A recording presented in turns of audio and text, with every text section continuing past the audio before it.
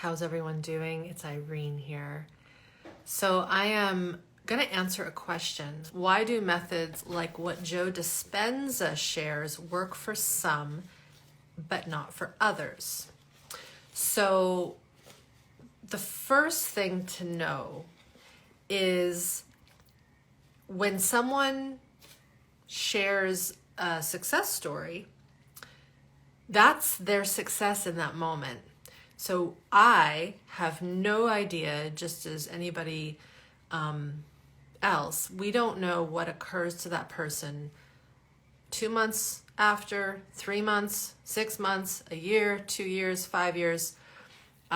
So the question is, yes, I know, and I have no doubt that what he works with, and I've never worked with Joe. I've never met Joe Dispenza. I couldn't tell you exactly what happens, but I do know he has very, very big retreats, and that's fine. That's his prerogative. Not my jam. But the question for me would be, if I put my academic hat on, which I used to be in, what's happening with these people down the road? We don't know. So that's one thing. The other thing is, you might ask the same of me, Irene, how do we know if the people that you share are continuing with their healing? And you know what? I'm not going to know all the answers to all the people that have gone through my programs and courses, but I try to, as much as I can, do follow-ups with people so that we have some data points that show people shifting over time, changing over time, and continuing to heal over time. And we have quite a few of our members who will come back and do another video. I've gotten to know many of my students through just being in this world, working with my students through the Smart Body, Smart Mind curriculum over many years. And I keep seeing them show up, and I keep seeing their change.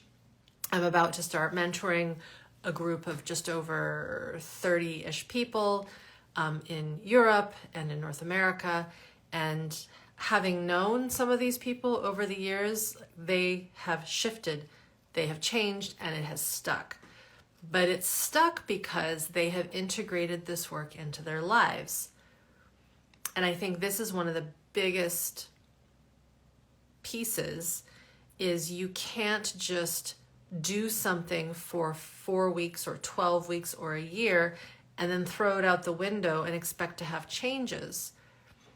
And at least in the healing world of mind, if we call it mind body, but it's way more than that. I do way more than that. But for the purpose of, say, Dispensa, we would say it's even quantum. If you don't continue to integrate that work and keep leveling up and evolving yourself and your capacity, then the work won't stick. And it's the same with health, nutrition, fitness. We could eat and do so many good things for a year or 2 years, but if we throw those things out the window, we're going to fall back. And currently, and I know this is not everybody here, but we still treating trauma, quote unquote, and our somatic mind body like it's a problem that needs to be fixed. Just like you have a broken arm, you go to the hospital, they fix it, whatever. You might have to do some rehab, and if you do things well, and of course there's caveats to this, it's done. You don't have to keep fixing that broken arm over and over and over again. But when it comes to the nervous system and these deep, deep patterns of dysregulation and how it influences our entire physiology, our biology, our chemistry, our relationships, our interaction with the world, all of this stuff, it's this continual recycling of learning and integrating and resting and doing more and pushing and all these things. So very important to understand that this work, and when you see the amazing stories of my students, for example, it's not because they're just doing something for 2 weeks. And I have no doubt that there's some of you here that have maybe gone through my 21-day nervous system tune-up and you're like, it doesn't work. And maybe But I also know that many people, it has worked for them. And when I hear their stories, they are treating that coursework like an evolution. It's a work in progress. It's not something they just sit and listen to and then they go on. It infuses into the body. So to go back to this question that someone asked, why do methods like Joe Dispenza's methods work for some but not others? I think it comes down to what the person is doing when they take in that work. Are they integrating their work? Are they living the work? Do they do the work in the workshop and then they go home to an abusive situation? Right? Where is that person on their journey? Now, I'm going to read a quote or a passage from one of my favorite, we would call, he's not a mentor because he died a long time ago, but he was a healing prophet and could diagnose people under trance and always got it right. And so his name is Edgar Cayce. I've been wanting to share this for a while. That's why this piece of paper is totally crumpled. But this was in one of his books. I forget which one, but it was on page 119 of that book. And the title was An Entity's Purpose for Existence. So he called the people he worked with entities, just that's what came out. And so this is what he said in terms of our existence. But to me, this is healing. This is why some people heal and other people don't. I've done a video actually titled why we all can heal, but not everybody will. So this is what he says. He says, there is a physical body, there is a mental body, there is a spiritual body. They are one. They each have their attributes. They each have their weaknesses. They each have their associations. Yet they must all be coordinated. I'll say this one more time. Again, this is from a Cayce passage talking about this person's purpose for existence. And so he was very direct with things. There is a physical body, there is a mental body, there is a spiritual body. They are one. They each have their attributes, they each have their weaknesses, they each have their associations, yet they must all be coordinated. And so Gabor Maté has talked about this. All of my other mentors have talked about this. We separate the mind and the body. I'll go one step further to say we separate the mind and the body from the environment. I'll go one step further. Mind, body, environment, relationship. Mind, body, environment, soul. I believe in a soul. Mind, body, environment, soul, cosmos, right? Connection to earth, connection to animals and oxygen and water and all the elements, and our past, present, and future. There's a lot going on in a human system at one time, and we have the ability to have all these connected at one moment in one time, past, present, and future, and all these things.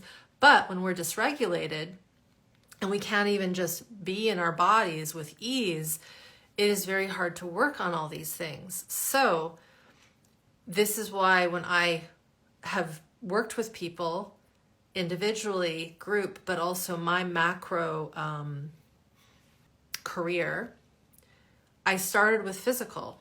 I was an exercise physiologist, an exercise specialist. Then I went into and I did nutrition and all that. Then I went into Feldenkrais. It was more my body. And then I went into somatic experiencing. It was more working with the trauma. And then the deeper levels of that work with Peter, working with essentially soul retrieval when we work with near-death experiences and anesthesia states. And then a little deeper into my work with Kathy Kane, working with early trauma, in utero trauma, intergenerational trauma that has no verbiage, no verbal connection. It is completely somatic and soul physical.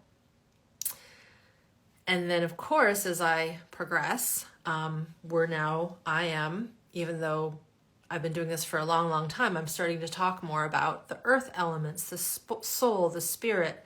This doesn't mean that I didn't think about these things 5 years ago, just like I didn't think about past traumas when I was working with, say, the Feldenkrais work.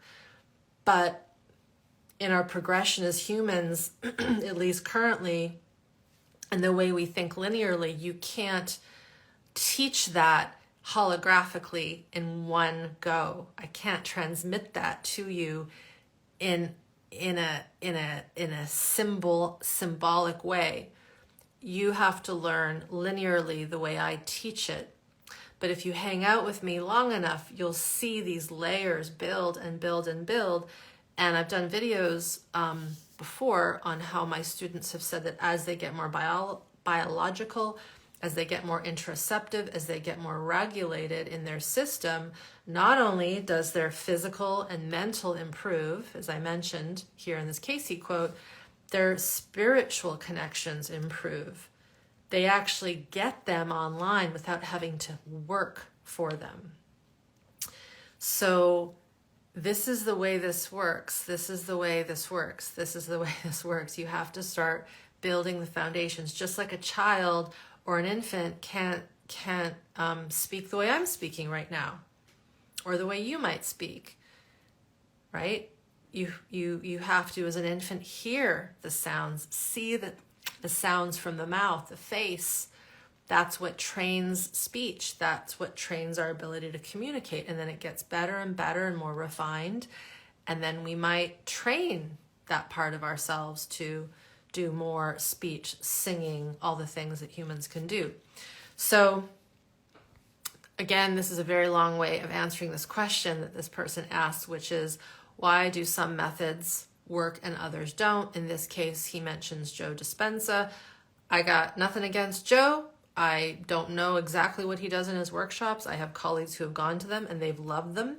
And I have no doubt there's people that have gone to those workshops and they've left and nothing has happened. And that's accurate, because if that person isn't ready for that level of intensity and that level of activation and that level of group collective healing, you could say, it's just not going to stick.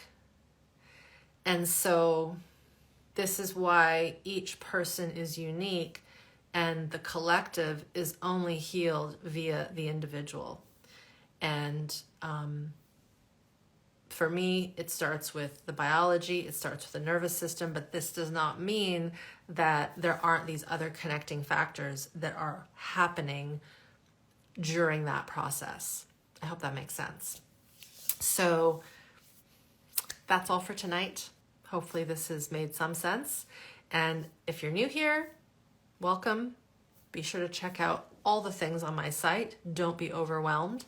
Start with the basics, and just know that the beginning work is the start of the work, and it's very important. And to go deeper into this line of work with yourself, building regulation, I do recommend bigger context, bigger learning, and that's of course what I teach in my bigger curriculums, essentially the 21-day nervous system tune-up and Smart Body, Smart Mind. We're going to run SBSM, Smart Body, Smart Mind, early September of this year. So keep your eyes out for that. We'll announce that soonish. And if you haven't done the 21-day nervous system tune-up, that is a great way to begin learning about your biology, your stress mechanisms, your nervous system, and getting into the practical work of working with the body, the mind, the environment, your movement, your sensations, your gut felt sense, all these things. All right, everybody. Bye.